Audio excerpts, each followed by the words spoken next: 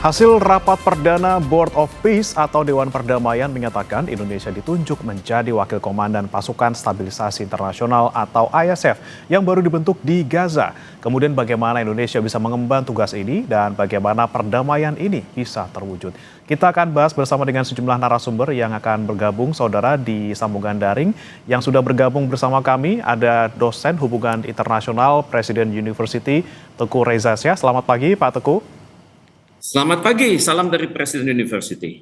Ya, dan nanti akan bergabung juga saudara Herman Khairon, Sekjen Partai Demokrat. Tapi sebelum ke Kang Hero yang belum bergabung, kita ke Pak Teguh terlebih dahulu. Pak Teguh, seperti apa kemudian respons Anda melihat Indonesia kemudian ditunjuk di posisi yang strategis ini sebagai wakil komandan dari ISF? Saya pikir penunjukan pada perwira tinggi Indonesia itu sangat wajar ya. Karena reputasi Indonesia yang sudah mengglobal, kita sudah terlibat dalam banyak sekali misi-misi peacekeeping operation di seluruh dunia dari tahun 50-an sampai hari ini. Dan kualitas peacekeeping operation Indonesia itu luar biasa. Mereka sangat terlatih, sudah dilatih lama di Sentul. Kemudian mereka juga sangat memahami hukum internasional. Mereka sangat memahami budaya lokal dan mereka mampu berinteraksi secara lintas budaya. Dan yang uniknya adalah kalau mereka itu didatangkan pada suatu wilayah, itu sudah ditunggu-tunggu oleh masyarakat di situ. Karena masyarakat biasanya sadar bahwa prajurit-prajurit Indonesia itu adalah santun. Santun, kemudian menghargai budaya lokal, dan biasanya kalau terjadi rotasi atas anak-anak kita tersebut, biasanya masyarakat setempat itu menangis karena mereka minta agar didatangkan lagi dari Indonesia.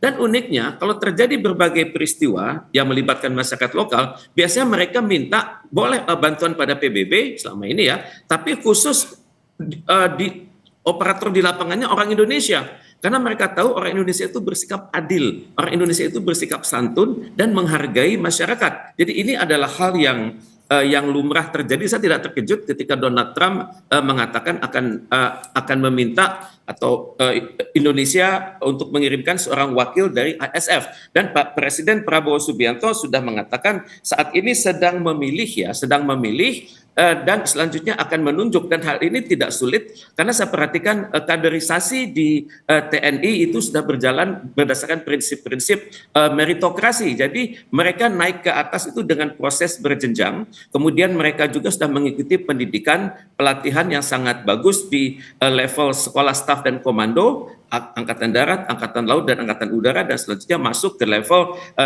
Sesko TNI. Nanti dari situ akan naik lagi ke level Lemhanas. Dan saya yakin dan percaya bahwa siapapun yang dipilih oleh Presiden nanti untuk menjabat sebagai wakil komandan di Gaza nanti itu akan mampu bertugas dengan baik. Cuman kita hendaknya memahami bahwa International Stabilization Force ini sangat unik ya. Mereka menjalankan fungsi-fungsi tertentu seperti misalnya security and law enforcement. Jadi untuk itu pejabat Indonesia nantinya harus benar-benar memahami bahwa kalau berbicara security dan law enforcement itu akan melibatkan Hamas, itu akan melibatkan pengamanan di perbatasan, kemudian juga akan terlibat dalam pelatihan angkatan kepolisian dari masyarakat yang ada di situ. Kemudian juga aparatur Indonesia nanti akan terlibat juga dalam kegiatan demilitarization. Dalam hal ini mereka akan mengamati bagaimana terjadinya decommissioning. Jadi dalam hal ini adalah identifikasi dari persenjataan, dan juga senjata itu hendaknya diproses sehingga tidak terkesan bahwa Indonesia dan juga kontingen ISF itu berlaku tidak adil. Karena tidak mustahil akan ada juga masyarakat yang memiliki senjata, dan juga tidak mustahil juga ada orang-orang Israel di situ yang memiliki senjata. Kemudian tugas lain dari International Stabilization Force itu adalah humanitarian protection. Jadi untuk itu pimpinan kita nanti di sana dan juga awak dari International Stabilization Force itu harus punya kemampuan mengamati bagaimana jalur-jalur keluar masuk dari Gaza itu dan keluar. Dan juga mereka harus mengamati juga bagaimana secara bertahap pasukan Israel itu meninggalkan lokasi. Jadi ini adalah hal yang tidak mudah, dan saya yakin sebelum anak-anak kita diberangkatkan ke sana mereka sudah tersiapkan untuk itu. Kemudian juga nanti dalam berhubungan dengan pimpinannya konon akan ditunjuk Mayor General Jasper Jeffers dari Amerika Serikat. Akan terjadi masalah baru, semoga bisa diatasi karena Mayor Jenderal Jasper Jeffers ini akan menginduk kepada United Nations Central Command atau CENTCOM, dan selama ini kita belum pernah masuk ke dalam CENTCOM. Nah, jadi untuk itu kita hendaknya menyiapkan suatu transisi bahwa tugas Indonesia adalah sebatas di Gaza dan kita tidak akan terlibat dalam berbagai aksi dari US Central Command di berbagai belahan bumi. Karena itu jangan sampai nanti terkesan Indonesia itu merupakan bagian dari Angkatan Bersenjata Amerika Serikat. Karena kalau kita ketahui United States Central Command itu reputasinya cukup banyak di dunia. Kemudian mereka itu sudah lama berdiri tahun 1983 dengan nama sebelumnya Rapid Deployment Joint Task Force. Kemudian mereka juga terlibat dalam penyelesaian berbagai krisis di Timur Tengah, terutama sekali di Mesir, di Afrika, di Asia Tengah, dan juga di Asia Selatan. Jadi untuk itu kita hendaknya berhati-hati, jangan sampai nanti peran serta kita itu dianggap merupakan perpanjangan dari Angkatan Bersenjata Amerika Serikat. Nah itu dia Pak Teguh yang kita khawatirkan, memang khawatirnya kita jadi perpanjangan tangan dari Amerika Serikat maupun misalnya sekutu dekatnya Israel. Nah kemudian bagaimana kita bisa memastikan peranan kita di pasukan perdamaian ini untuk bisa menjaga security dan juga law enforcement ini, kalau kata Kemlu kan sebelumnya tidak akan masuk ke ranah pertempuran maupun juga pelucutan senjata Hamas. Bagaimana kita bisa memastikan kita tidak terlibat di situ Pak? Disinilah perlunya dan juga pentingnya Indonesia berada di Board of Peace itu sejak dini. Karena dengan kita berada sejak dini, kita bisa membangun kerangka pikir, kerangka job description, kerangka job specification dari stabilization force ini, dan juga terutama sekali bagaimana hubungan antara seorang komandan dan wakil komandan. Dan karena komandannya adalah berpangkat bintang 2, tentunya kita juga harus menunjuk seseorang dengan pangkat bintang 2 tapi juga junior misalnya ya. Kemudian juga kita harus memikirkan secara psikologis, karena kalau kita menunjuk seorang bintang 2 yang lebih senior daripada Mayor General Jasper Jeffers, itu akan ada masalah psikologis. Karena di masa lalu dalam penunjukan seorang pimpinan dari UN Peacekeeping, kita pernah menunjuk seorang jenderal namanya Rais Abin. Tapi ternyata belakangan diketahui begitu jenderal kita bintang 1, ternyata di sana itu pangkatnya sama. Ternyata pimpinannya adalah bintang 2. Jadi agar terjadi efektivitas, maka kita naikkan dulu pangkat dari jenderal tersebut. Kemudian kita juga pernah punya pengalaman dengan Jenderal Hasnan Habib yang menangani hal-hal ini, dan biasanya kalau pimpinan dari Indonesia yang bertugas di sana itu urusan-urusan kepangkatan itu sudah beres di sana. Kemudian urusan pengetahuan atas struktur organisasi itu juga sudah jelas. Kemudian juga aturan-aturan dalam berhubungan dengan tokoh Amerika Serikat ini, dan juga bagaimana cara tidak berhubungan nanti dengan CENTCOM. Karena jangan sampai nanti, kan nggak lucu, jenderal kita hormatnya kepada Panglima dari CENTCOM itu bintang 4 dari Amerika Serikat, dari Angkatan Laut bintang 4 ya. Jadi tentunya hal-hal yang pakewu seperti ini hendaknya kita perhatikan. Jadi saya pikir seorang jenderal dari Indonesia cukup menjalankan fungsi-fungsi wakil, kemudian tapi memiliki kemampuan berinteraksi dengan Amerika Serikat. Dan untuk itu kan saya pikir tadi Pak Presiden mengatakan akan dipilih. Tentunya tidak sulit memilih, karena selama ini saya perhatikan jenderal-jenderal di Indonesia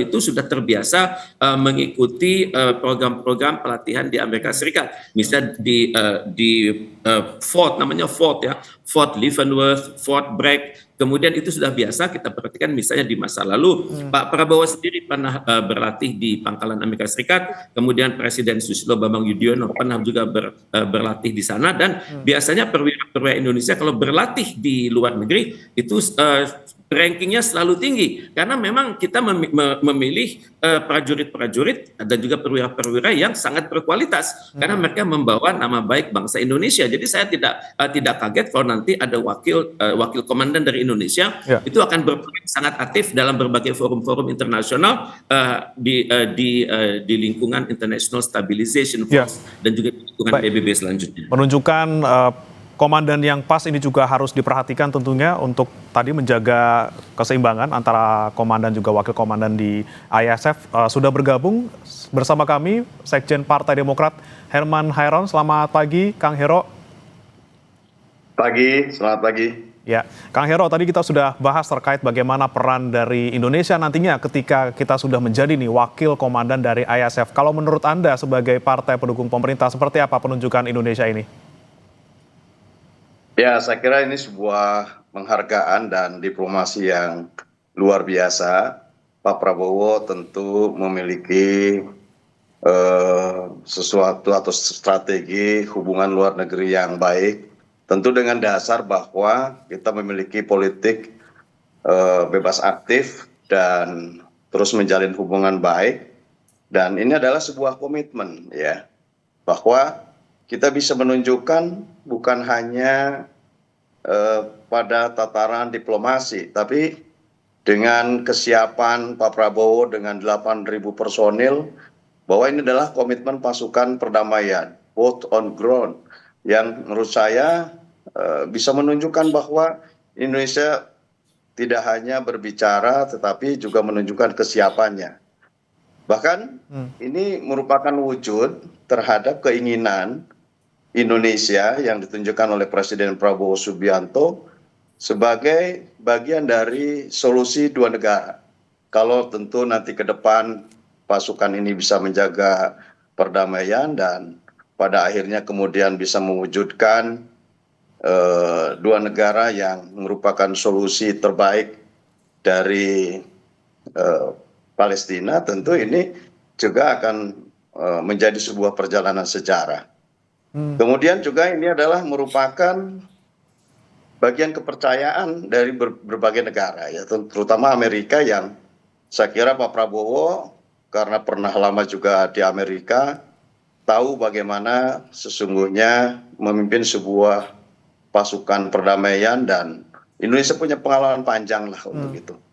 Dan pada akhirnya ini kan juga akan menjadi langkah penting ya, proses diplomasi yang tentu dengan ditunjukkan dengan sebuah nilai-nilai yang bisa ditunjukkan kepada negara lain. Dan ini akan menurut saya akan menjadi kekuatan penting Indonesia ke depan. Ya, oke. Kang Hero, ini yang jadi pertanyaan kami juga. Ini kan Kementerian Luar Negeri dari tanggal 15 Februari sudah menegaskan bahwa Indonesia tidak akan pernah terlibat dalam pertempuran maupun juga demilitarisasi Hamas seperti itu. Tapi dengan peran Indonesia sekarang sebagai wakil komandan dari ISF, kemudian bagaimana kita bisa tidak terlibat kalau kita saja sudah jadi wakil komandan ya seperti itu? Ya kan ini kan sudah satu board ya. Artinya kan menurut saya ini sebuah proses ya, sebuah proses transisi. Jadi dan dengan bagian penting di dalam proses transisi dan menjadi wakil komandan di pasukan perdamaian ini, saya yakin punya cara lah. Punya cara bagaimana pendekatan-pendekatan penting antar kedua negara, diplomasi yang panjang tentu harus diteruskan, dan tentu pada akhirnya ya kita bisa menciptakan perdamaian di sana. Ya kita lihat saja, dan saya meyakini Presiden Prabowo akan punya kemampuan untuk sampai ke arah perdamaian itu. Baik, pertanyaan yang sama saya tujukan ke Pak Teguh. Pak Teguh, kita sebagai wakil, posisi kita strategis di samping dari komandan dari ISF, ini kita semakin strategiskah, punya daya tawar yang besarkah juga untuk tidak ikut dalam demilitarisasi, atau justru kita nanti ikut di ikut komandannya seperti itu? Terima kasih. Pandangan dari Bapak Herman Hairon itu sangat jelas itu, karena kita memiliki pengalaman yang sangat banyak di berbagai forum internasional. Banyak sekali misi perdamaian yang sudah kita lakukan di berbagai belahan bumi, dan tentunya kita memiliki data terbaik yang disebut best practices. Dan saya sangat berharap best practices itu dapat dibagikan Indonesia, karena dibandingkan negara-negara lain, ya kita termasuk negara yang paling kaya pengalaman, dan kita termasuk negara yang sudah teruji dan terverifikasi sekaligus. Jadi untuk itu memang perlu konsultasi dengan semua anggota Board of Peace ya, sehingga tidak terkesan bahwa Indonesia itu melangkah di luar koridor berlaku di Board of Peace. Jadi dengan keberadaan Pak Prabowo di dalam Board of Peace, dengan pengalamannya yang sangat tinggi, dan juga beliau alumnus dari berbagai pelatihan militer Amerika Serikat, saya pikir tidak sulit bagi Indonesia untuk mendapatkan praktek terbaik, karena banyak sekali namanya misalnya TASCAP, misalnya tugas-tugas akhir dari aparatur militer dari seluruh dunia yang bertugas di Amerika Serikat. Jadi Pak Prabowo punya kelebihan, beliau bisa mengkombinasikan lembaga-lembaga pelatihan yang ada di Indonesia, di Asia Pasifik, di Asia Afrika, dan juga lembaga yang ada di Amerika Serikat. Jadi saya yakin nanti ide-ide yang datang dari presiden kita itu dapat dikatakan lebih unggul dan lebih teruji daripada ide-ide yang datang dari negara-negara lain. Perlukah juga nih Pak Teguh, bagaimana kita bisa membagi tugas yang jelas, batasan yang jelas, koridor yang jelas, di mana pasukan kita ditempatkan, apa saja peran mereka, tentunya untuk menjaga keselamatan pasukan kita juga di sana. Dan untuk itu memang diperlukan informasi yang sangat detail ya. Jadi kita bisa dalam kedudukan kita sebagai Board of Peace, dalam kedudukan kita sebagai wakil komandan, ya tentunya kita berhak mendapatkan data-data intelijen yang selama ini tidak kita miliki. Mungkin data-data intelijen yang kita peroleh ini kualitasnya akan ada lebih tinggi daripada data-data intelijen yang berada di media massa ataupun berada di kalangan atas pertahanan di Timur Tengah. Karena biasanya intelijen Amerika Serikat itu sangat baik, memiliki teknologi remote sensing yang sangat baik dan teruji di lapangan. Dan ini adalah suatu alih teknologi yang sangat bagus dari Amerika Serikat kepada anak-anak kita. Saya nyebut anak-anak karena pada saat Pak Prabowo berbicara bulan Oktober silam, beliau menggunakan kata our sons and daughters. Jadi anak-anak kita ini saya yakin akan sangat banyak mendapatkan pengalaman di dalam international stabilization forces, dan tentunya hal ini ke depannya akan sangat membantu profesionalisme di kalangan Tentara Nasional Indonesia dalam penugasan mereka di berbagai belahan bumi, dan juga profesionalisme mereka saat menjabat di dalam negeri sendiri.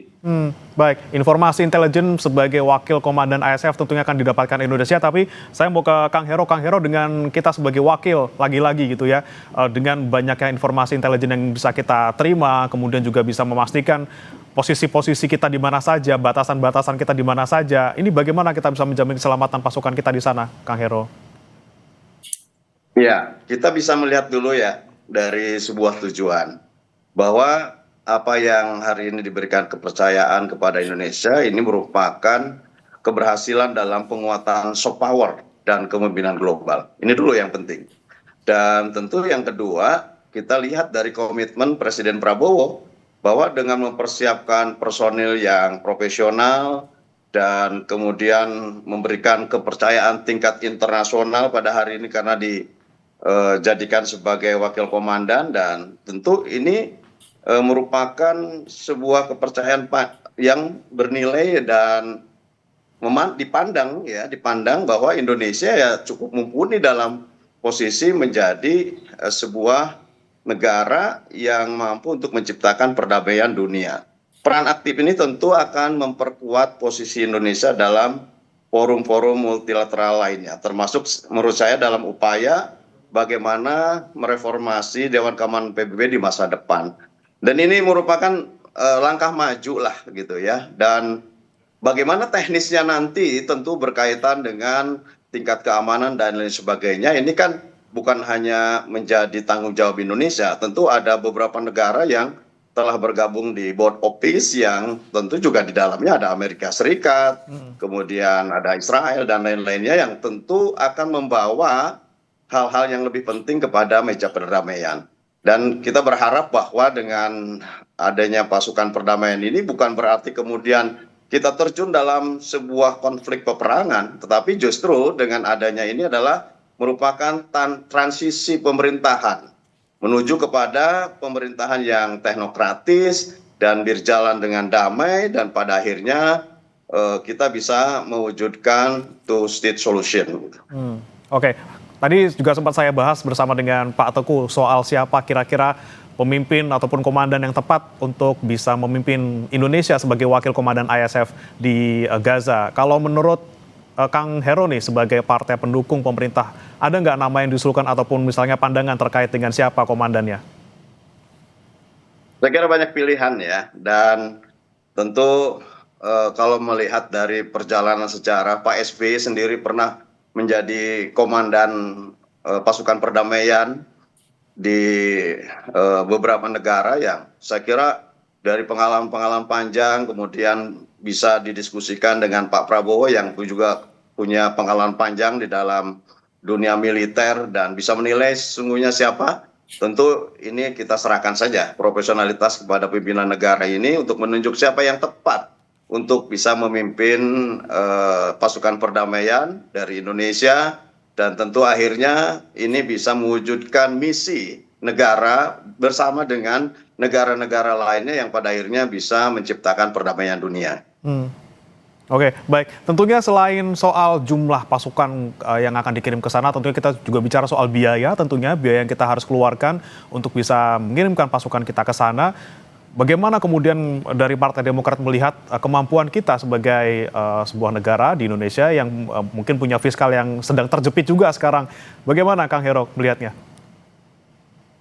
Ya semuanya sudah dalam perhitungan menurut saya. Karena pasti ya bukan kita hanya terjun dalam sebuah komitmen mewujudkan perdamaian dunia dengan mengirimkan pasukan dan berkonsekuensi terhadap biaya. Tapi pada sisi lain menurut saya ada tingkat kepercayaan yang semakin baik terhadap Indonesia dan ini sesungguhnya juga akan menciptakan sebuah opportunity ya dan ini akan berkembang menurut saya kepada diplomasi ekonomi dan lainnya. Tentu ada sesuatu yang ini menjadi bagian penting dalam prestasi bangsa kita, juga ini bisa mendatangkan hal lain. Dalam konteks politik dunia, kita semakin aktif, semakin bisa menunjukkan kapasitas, profesionalitas, dan bisa berhasil mewujudkan apa yang menjadi keinginan banyak bangsa-bangsa. Saya kira pada sisi lain juga ini juga akan mewujudkan opportunity lain yang juga bisa meningkatkan perekonomian bangsa. Dan kewajiban menciptakan perdamaian dunia kan bukan hanya menjadi kewajiban bangsa kita. Tentu pada akhirnya nanti hal-hal seperti ini akan menjadi pertimbangan. Dan saya meyakini Presiden Prabowo Subianto sudah mempertimbangkan dengan matang persoalan konsekuensi dan apa yang tentu menjadi resiko terhadap keterlibatan kita di dalam komitmen ini. Gitu. Oke, baik. Sudah dipertimbangkan pastinya oleh Pak Presiden terkait dengan biaya gitu ya. Kembali saya ke Pak Tuku. Pak Tuku, ini kita Indonesia tidak hanya satu-satunya negara yang mengirimkan pasukan yang sudah berkomitmen dari 5 negara, termasuk Indonesia, ada Maroko, kemudian Kazakhstan, ada Kosovo, ada Albania juga. Ini bagaimana kemudian kita nanti bisa berkolaborasi, bekerja sama dengan tujuan yang sama mungkin. Bagaimana kemudian kita bisa menyatukan ide dan juga gagasan yang sama untuk perdamaian Palestina dan juga untuk solusi 2 negara? Memang disinilah peranan hubungan internasional ya. Kita memiliki hubungan baik dengan negara-negara tersebut di level bilateral, misalnya dengan Maroko, dengan Albania, dengan Kosovo, dengan Kazakhstan. Dengan adanya hubungan baik tersebut, maka kita sudah mengerti bagaimana proses perkembangan militer dan kepolisian yang ada di sana. Bahkan kalau nanti misalnya dari Turki juga akan ada timnya, kita juga sudah memiliki hubungan yang baik dengan Turki, apalagi di dalam berbagai forum-forum kerjasama bilateral dan juga MIKTA misalnya. Kemudian juga kita juga sadar bahwa untuk itu diperlukan memang seleksi anak-anak kita yang nanti masuk ke dalam stabilization force itu yang benar-benar siapakah gitu yang sudah bukan hanya terlatih dengan baik tapi juga sudah mengikuti seleksi psikologi sebelum mereka berangkat. Dan ini juga hal-hal yang juga harus pikirkan. Kemudian juga bagi para operator Indonesia nanti yang levelnya lebih senior, tentunya kan mereka sudah harus mengerti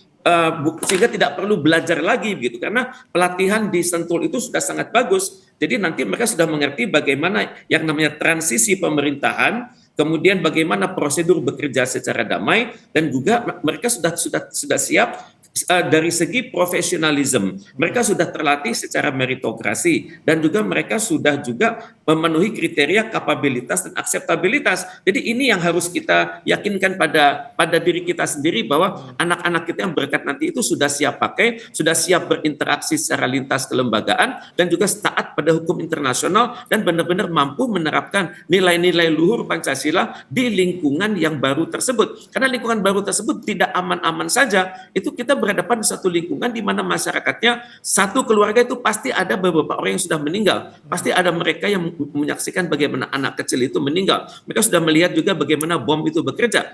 Dan juga harus diperhatikan nanti anak-anak kita yang bertugas di bidang ZENI itu harus berhati-hati sekali. Kalau berurusan dengan puing-puing bangunan, itu barangkali suasana kejiwaannya akan lain.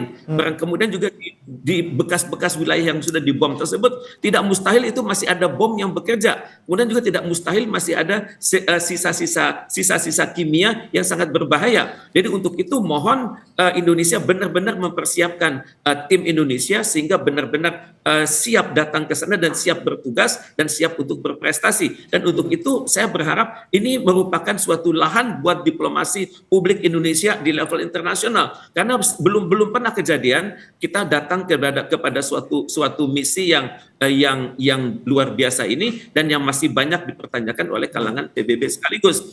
Dan untuk itu tentunya kita harus benar-benar serius, karena kalau kita perhatikan hari ini PBB itu masih mengadakan pertemuan sampai kemarin, mereka masih membahas situasi di Timur Tengah, dan mereka juga mengkritisi gejolak yang terjadi di West Bank. Jadi kedepannya saya pikir Board of Peace yang ada Indonesia juga sudah berbicara juga, bukan hanya soal Gaza, tapi juga perkembangan di West Bank yang sangat mengkhawatirkan. Oke, baik. Terakhir saya ke Kang Hero. Kang Hero, tadi sempat disebutkan juga oleh Pak Teguh, bagaimana kita bisa mempersiapkan 8.000 pasukan kita untuk bisa berangkat ke sana dalam keadaan siap, baik secara fisik, psikologis, juga maupun teknis.